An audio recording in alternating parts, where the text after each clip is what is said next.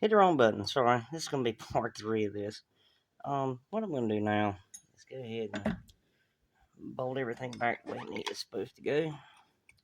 Now, this shaft goes in here. Now, you can tell there's some more marks right here. Now, again, that tells me somebody at some point in time rebuilt this thing.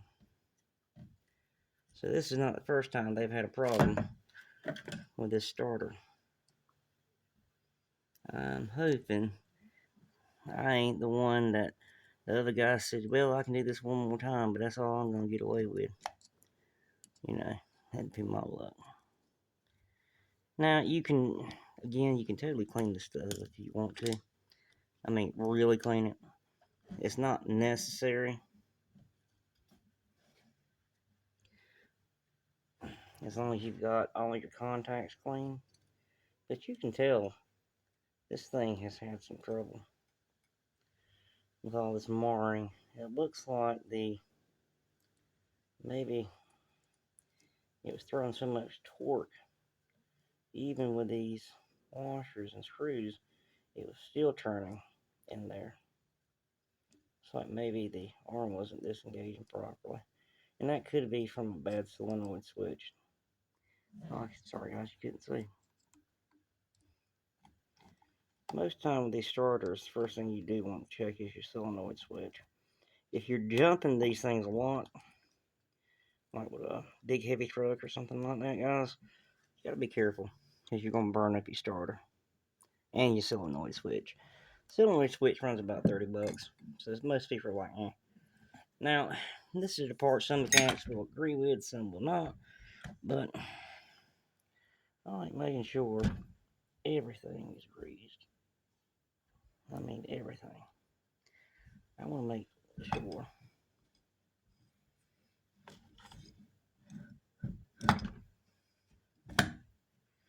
When I get this thing back together, I got good spin, good contact, and no problems. As you can see, the solenoid switch arm has got really good action to it. I'll pull it out a little bit though. I want to make sure everything has got a good little coat. You don't want to smear it on here where it's like that. You want to make sure it's just greased. Now, as far as the kind of controversial part, some mechanics say that's a bad idea, some won't. I like just taking a little bit and just kind of rubbing it on here. And again, I'm not trying to pack it. I'm just trying to make sure I got a little bit of a coating. Not much, just rub it in a little bit. And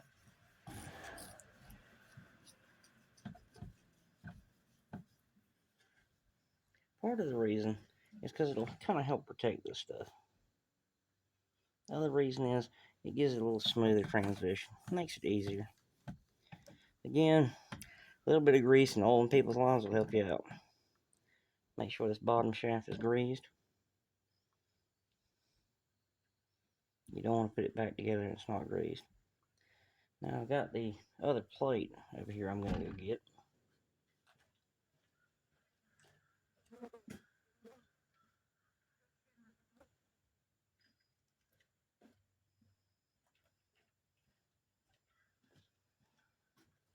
Now this is your bottom plate. This part goes onto that shaft. Now you don't want to pack grease in this hole because what will happen is when you go to put your shaft in, it'll push back on you. It'll create too much tension. You do want to have some grease in there. You can just take your pinky if the hole's big enough on yours. Get a little grease on your pinky, and just spin it. That's all you want to do. You're not trying to pack it full. Now this one's hot because it's been out in the sun after I cleaned it, but that's all you want to do.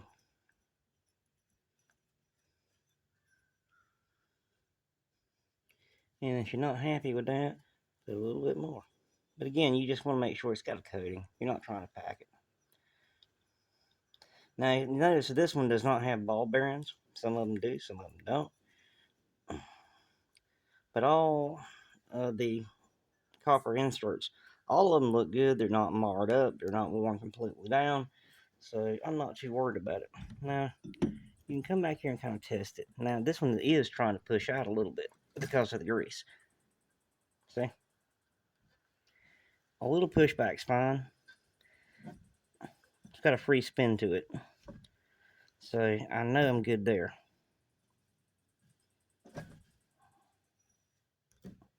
If you do have a little pushback, a little bit's fine, as long as you don't have a ton.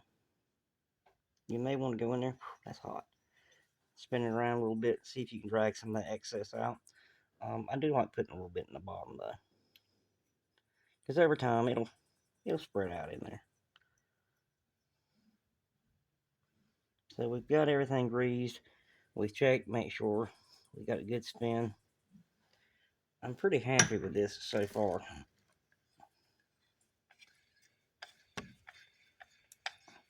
Yeah, we got a free spin. We're good. And good engagement action. Next thing we want to do is go back and get our outside cover.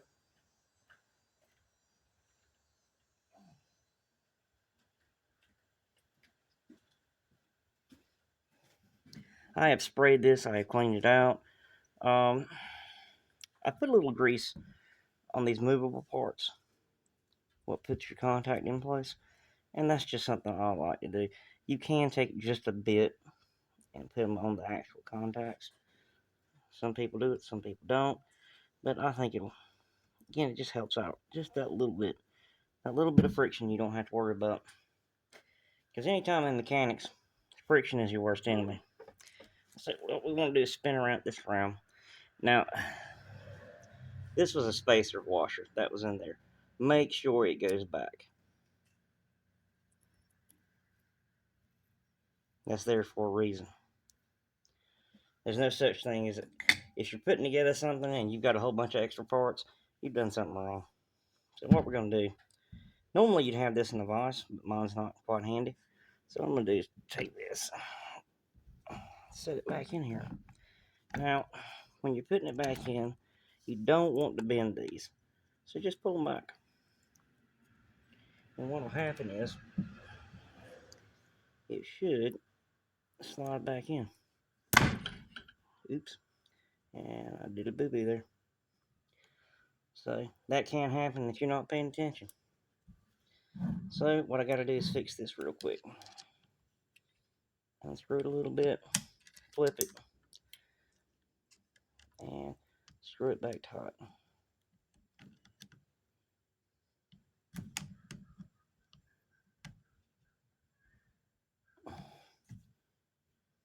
Now, something I want to point out. This one I'm not getting good contact.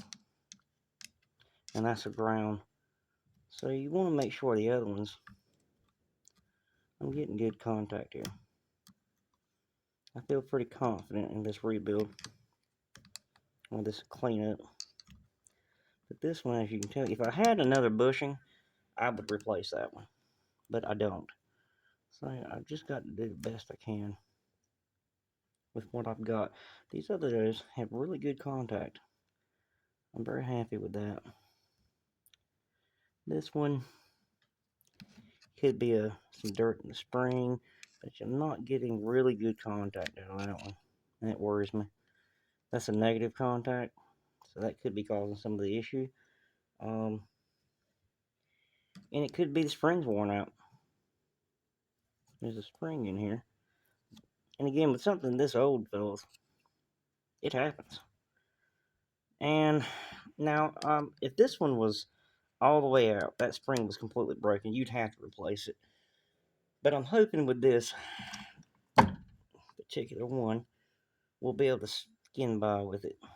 The only thing we can do is put it back together and give it a shot.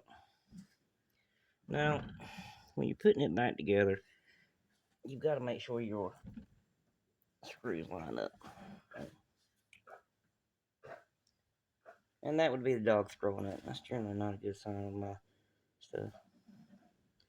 But if we've got it back together correctly, you should be able to take the top and put it on. This is going to take a little fidgeting, because you might have it turned a little bit. It's locked in pretty good, so let's hope. Let's see what we got here.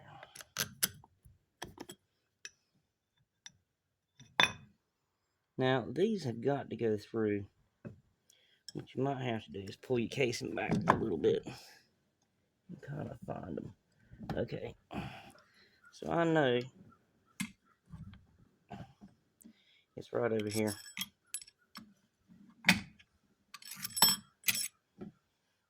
Now, what it tells me is my casing has to go on like this. It might take you a minute to fidgeting, run it down, see if you can find it.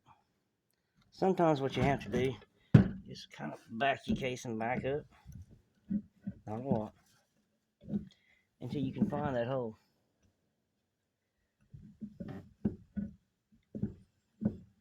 Well, it should be right here. Sometimes this is an AC Delco starter. We're quite where I need to be at.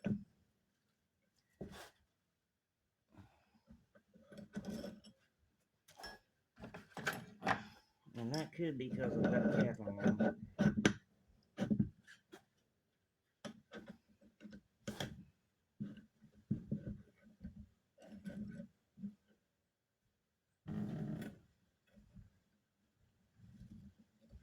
Okay, I've got good contact there. So that one's in. This one should be about lined up then.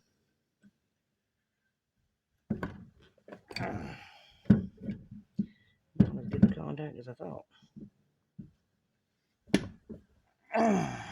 This thing is not light, fellas.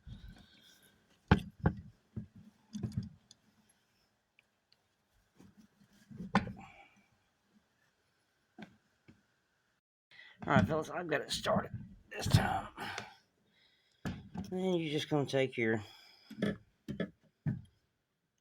socket. Let's see here. This is a 3/8. Again, this a lot of this American stuff, old stuff, is in standard. I think it's called Imperial Standard. And all you want to do is put it back together.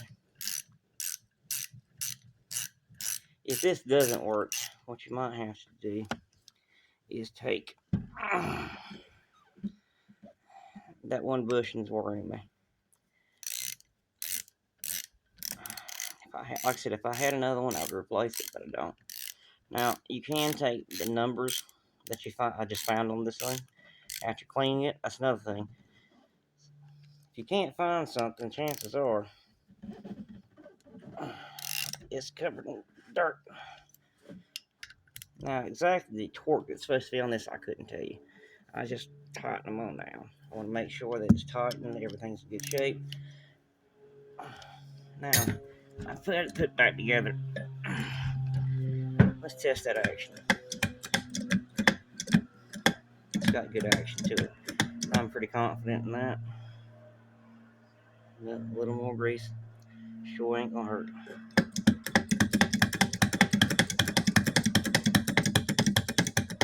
Now, I'm not gonna put the solenoid switch right back on it right this second, because this particular backhoe, if you put the solenoid switch on it, you cannot put the starter back in. You have to do it separately. So where we'll be next is down there in the branch, as we call it, and we'll be putting this thing fully back together and giving it a shot. All right, fellas, give me a minute.